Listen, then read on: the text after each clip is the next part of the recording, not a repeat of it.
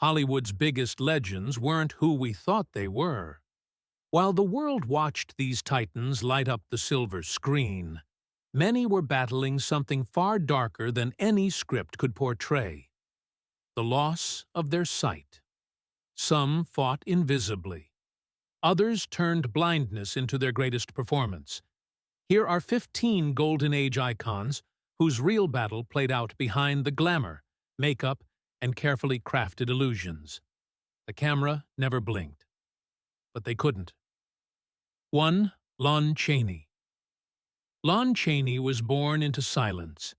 His parents were deaf, and that gift of nonverbal communication became his greatest weapon on the silent screen. He earned the title, the Man of 1,000 Faces, but the truth was darker than the makeup. While filming The Hunchback of Notre Dame in 1923, Chaney buried his right eye completely under thick prosthetics and makeup, simulating a growth exactly as Victor Hugo described Quasimodo. For weeks on end, he performed with only one functional eye, and the damage was permanent. The strain left him extremely short-sighted for the rest of his life. Off-screen, Chaney became a prisoner to thick eyeglasses, correcting vision damage that nobody in the audience ever suspected. Yet he never stopped. He wrote the makeup entry for the Encyclopedia Britannica in 1929. He played blind pirates, crippled magicians, and deformed bell ringers with a raw authenticity that haunted audiences because he truly understood affliction.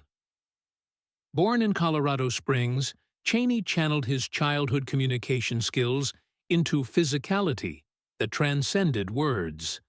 His greatest irony: a man who transformed himself into thousands of characters while slowly losing one of his most powerful tools. He died at 47, but his legacy remains a testament to an actor who suffered genuinely for his craft. 2. Harold Lloyd.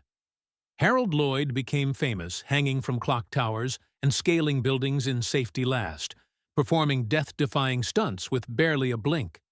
But on August 24, 1919, during a publicity photo shoot, Lloyd picked up what he thought was a prop bomb. It wasn't. The explosion mangled his right hand, burned his face and chest, and for weeks afterward, doctors believed he had gone completely blind. The comedic hero of a generation lay in hospital darkness, convinced his career was finished before it truly started. Miraculously, his sight gradually returned, though his right eye retained shrapnel that would cloud his vision permanently. Lloyd refused to let Hollywood know the severity of his injuries. He crafted a special prosthetic glove that hid his missing thumb and forefinger, wore it in every film afterward, and continued performing the most dangerous stunts in cinema. His bespectacled character wasn't just iconic, it was therapeutic. The glasses became his armor against a world that might pity him. By 1928, he was the highest-paid film star in the industry. Lloyd proved that blindness, even temporary, didn't diminish a performer's power. Instead, it forced him deeper into his craft. He spent his later years as imperial potentate of the Shriners Hospital for Crippled Children, a role earned through real understanding. 3. Edgar G. Robinson. Edward Robinson became famous playing gangsters and villains, always with that piercing gaze that cut through scenes and audiences alike. Little Caesar, Double Indemnity, Soylent Green all showcased a man whose eyes commanded respect and fear simultaneously. But by the early 1970s, those eyes were dimming. Robinson developed lung cancer that progressed relentlessly, and his eyesight became collateral damage. In his final working years, Robinson had to navigate sets with failing vision, yet nobody noticed because his intensity remained absolute. Actors who worked with him said his performance never wavered. If anything, his declining health deepened his roles. Robinson had built a remarkable art collection, surrounding himself with masterpieces he eventually struggled to see clearly. The irony burned. A man who spent his career portraying characters with moral blindness was literally losing his sight. For decades, Robinson had been one of MGM's most trusted actors, delivering nuanced performances in both villainous and sympathetic roles. He understood the darkness in human nature because he could access it without artifice. Born Emanuel Goldenberg in Romania, he spent over 5 decades creating some of cinema's most memorable anti-heroes. Robinson's fight against cancer mirrored his character's internal struggles, yet he continued working until he physically could no longer stand.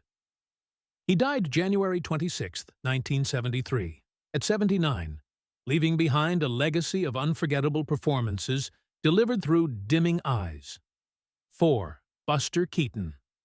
Buster Keaton never smiled. His entire career was built on the perfect deadpan, that famously blank expression that could make audiences laugh or cry without a single facial movement.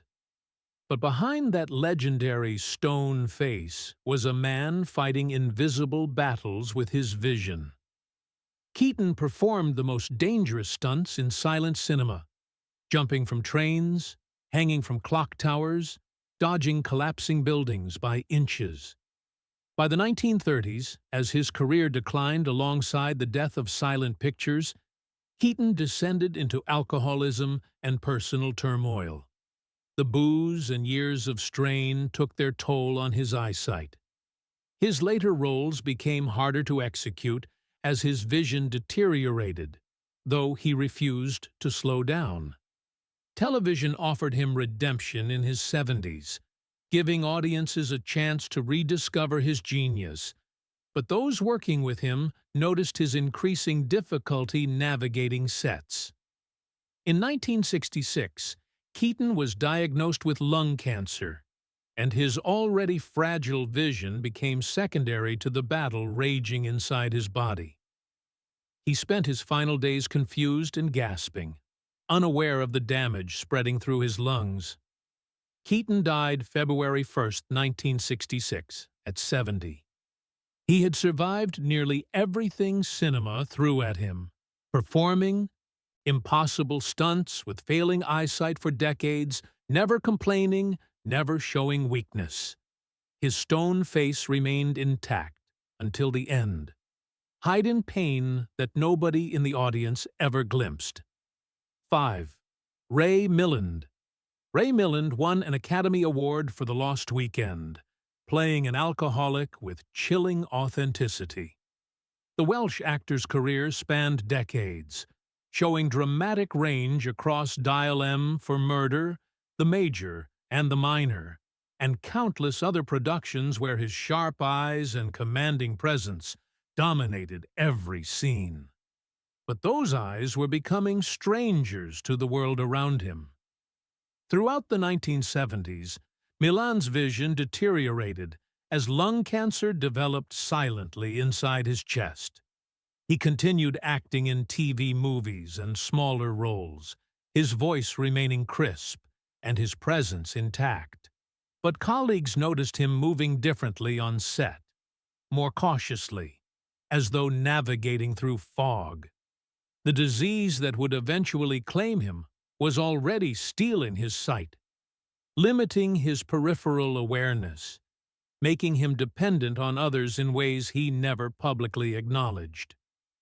Milland's final performances showcase an actor working through physical limitation with absolute professionalism, never breaking character, never asking for accommodation.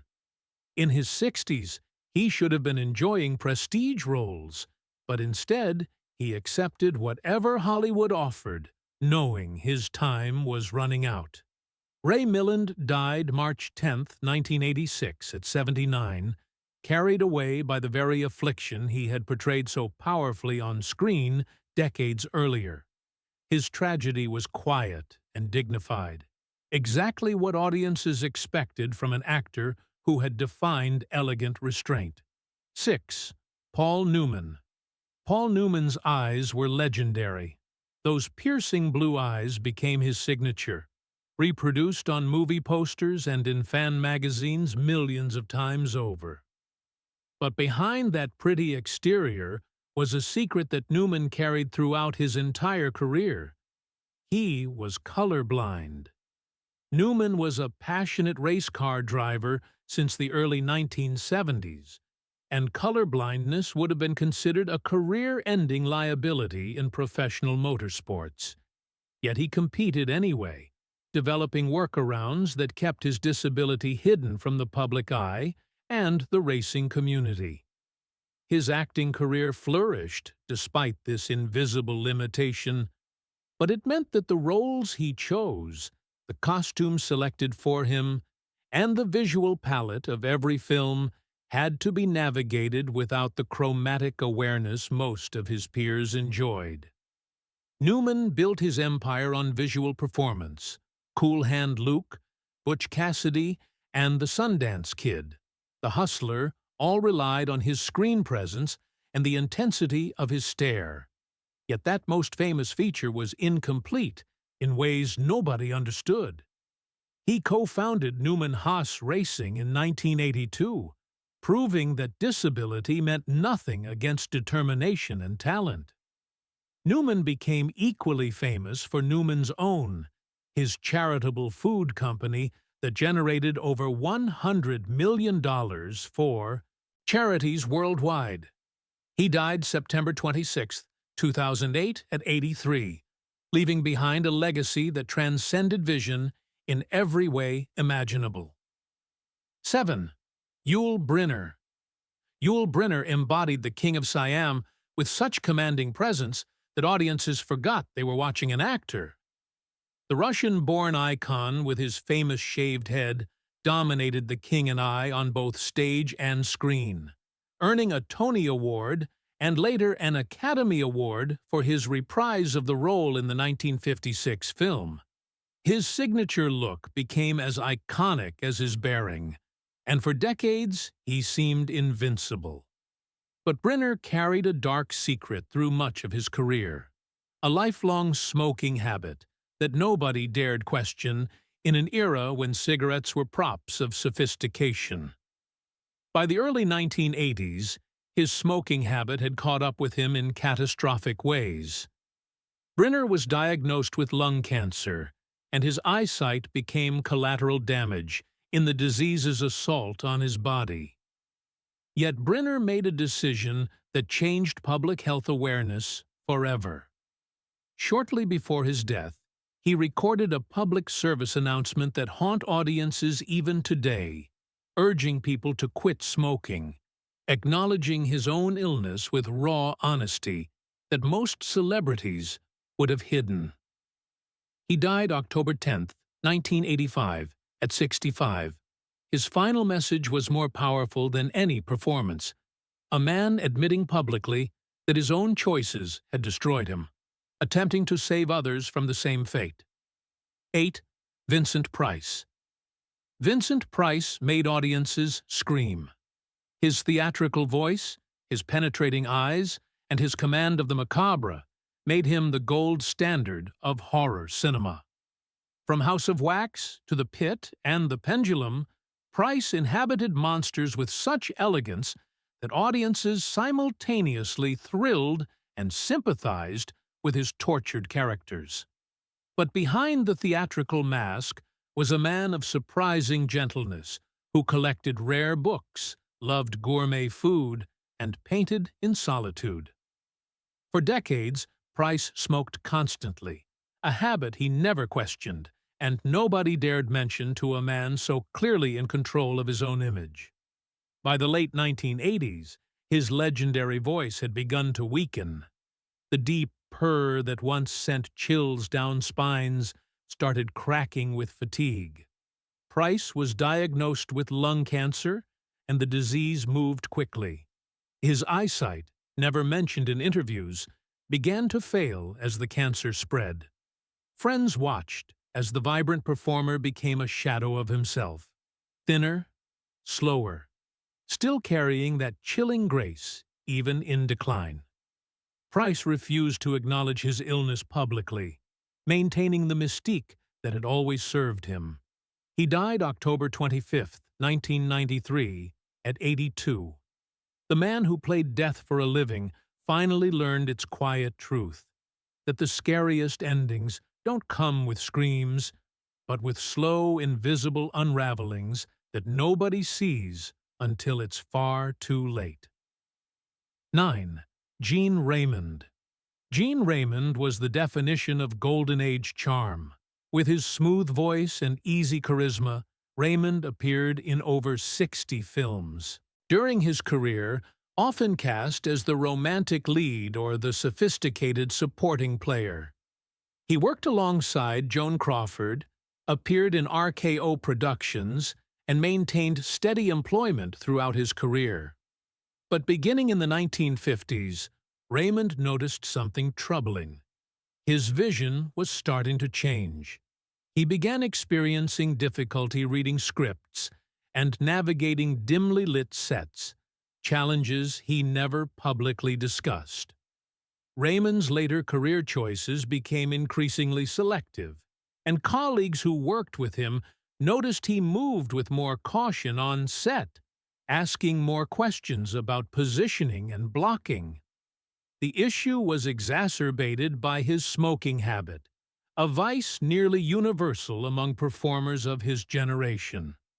As his eyesight deteriorated, Raymond's career naturally wound down, not with fanfare, but with quiet disappearance. Unlike some of his contemporaries who fought desperately to remain in the spotlight, Raymond seemed to accept the fading gracefully. He transitioned into television, where smaller productions and more controlled environments made his declining vision less problematic. Raymond lived into his 90s, one of the longest-lived stars of his generation. But those final decades were spent largely out of the public eye.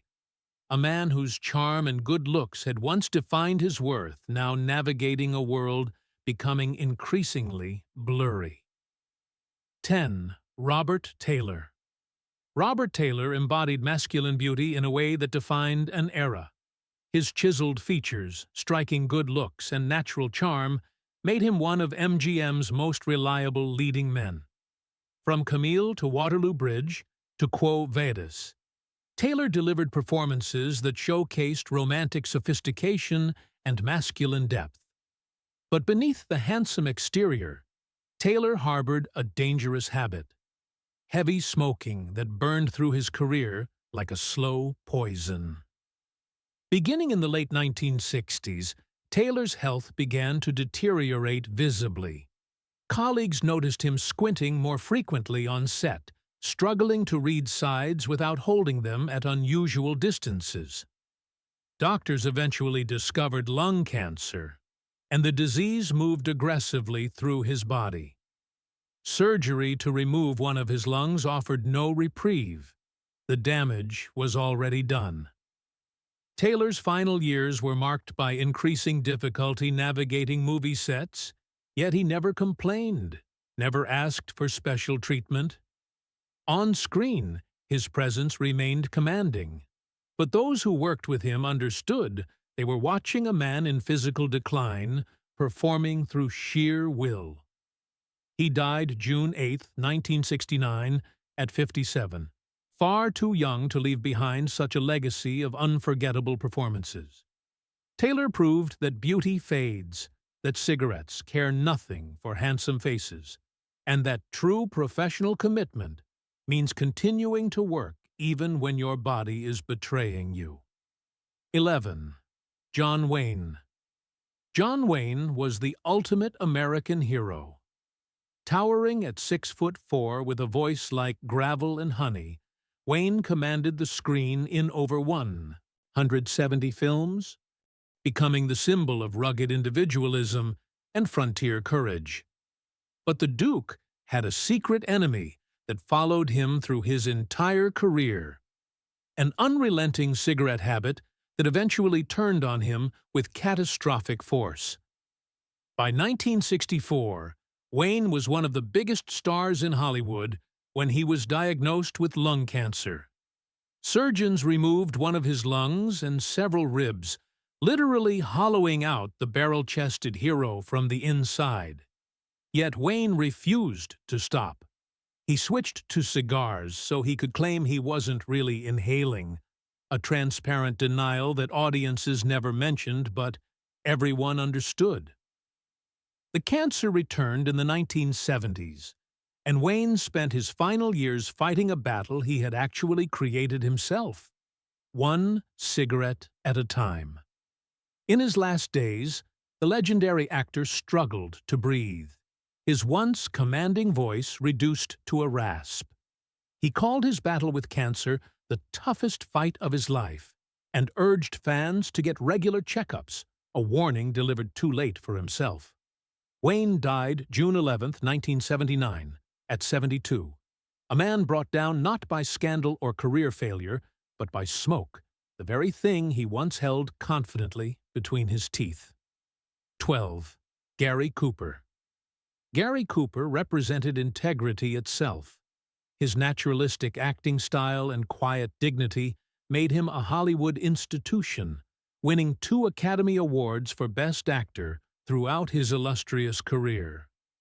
From High Noon to Sergeant York, Cooper delivered performances that defined the American hero as intelligent, principled, and fundamentally decent. But behind that composed exterior, his health was crumbling under the weight of years of heavy smoking and the stress of maintaining an image of perfection. By 1960, Cooper was diagnosed with prostate cancer that eventually metastasized to his lungs and other vital organs. His eyesight became compromised as the disease progressed, limiting his ability to see beyond the immediate, forcing him into a smaller and smaller world. Cooper maintained his dignity throughout, refusing to make his illness public, continuing to appear in films even as his body betrayed him. Hollywood recognized his immense contributions by honoring him with an honorary Oscar shortly after his cancer diagnosis, an acknowledgement of greatness that came too late for him to truly celebrate. He died May 13, 1961, just after his 60th birthday, having spent his final years navigating a body and vision increasingly compromised by disease. Cooper's legacy endures as the definition of quiet strength, but his final role was played in private suffering that audiences never witnessed. 13. Dick Powell. Dick Powell made audiences fall in love with his boyish tenor voice in musical after musical during the 1930s. Crooning his way through 42nd Street and Gold Diggers of 1933, Powell possessed that rare quality of effortless charm. But Powell wasn't content remaining soft. In the 1940s, he executed one of cinema's most stunning reinventions, trading his microphone for a trench coat and becoming a hard-boiled detective in Murder, My Sweet. Critics were floored. Powell had proven he could excel in any genre, and studios took notice. He transitioned successfully into directing and producing, becoming one of the few actors to successfully climb Hollywood's creative ladder. Behind the scenes, though, Powell was running on fumes. Years of cigarette smoking and long hours both in front of and behind the camera took a devastating toll. By the early 1960s, Powell was leading 4-Star Television, one of the industry's most powerful independent studios, but his health was unraveling. A persistent cough became impossible to ignore, and doctors delivered devastating news: cancer of the lymph nodes with spreading to his lungs. Powell's condition worsened rapidly. He died January 1963 at 58.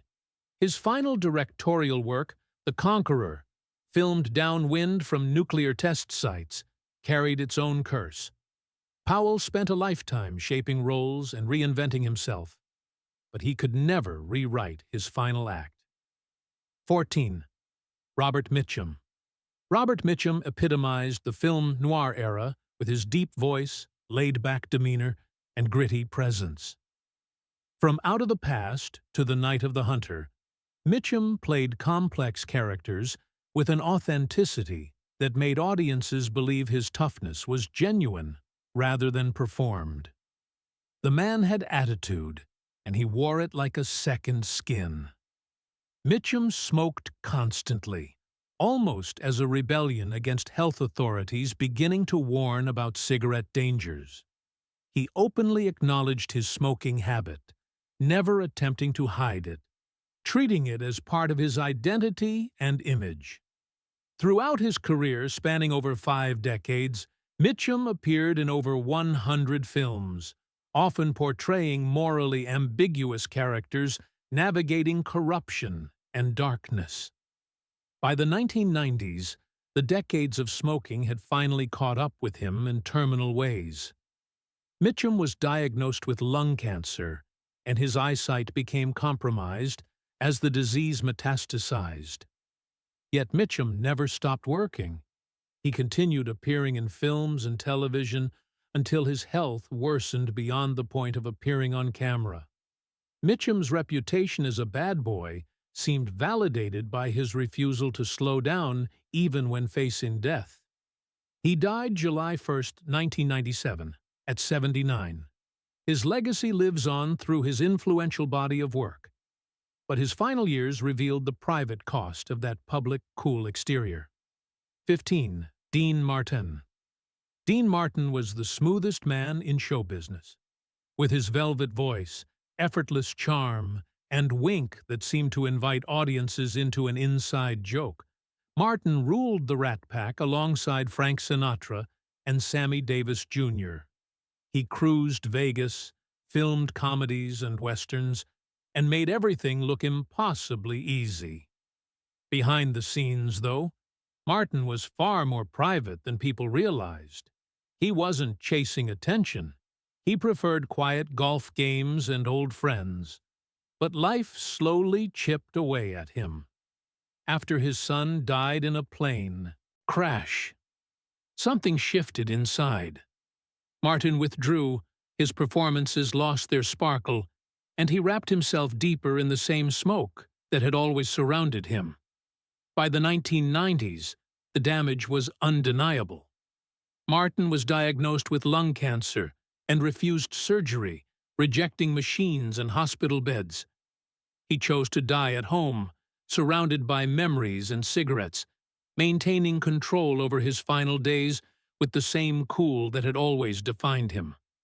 Even then, on December 25, 1995, he passed away quietly in his sleep at 78. Martin had made joy look easy for decades, but his final years revealed the quiet cost of that cool exterior. The man with the eternal wink and relaxed swagger couldn't charm his way out of cancer, and the habit he made look harmless took his final note. 15 legends, 15 invisible battles. These Golden Age icons never asked for pity. They masked their struggles behind makeup, performance, and pure will. Some were born into affliction. Others created their own through habits they refused to abandon. But every single one continued working, continued performing, continued refusing to surrender, even as their bodies betrayed them. The camera never blinked, neither did they. So here's the real question. What secrets are today's biggest stars hiding? What battles are being fought behind every smile, every acceptance speech, every red carpet appearance? Comment below and tell us which of these forgotten stories shocked you most. And please subscribe, because Hollywood's real legends aren't always the ones we think they are.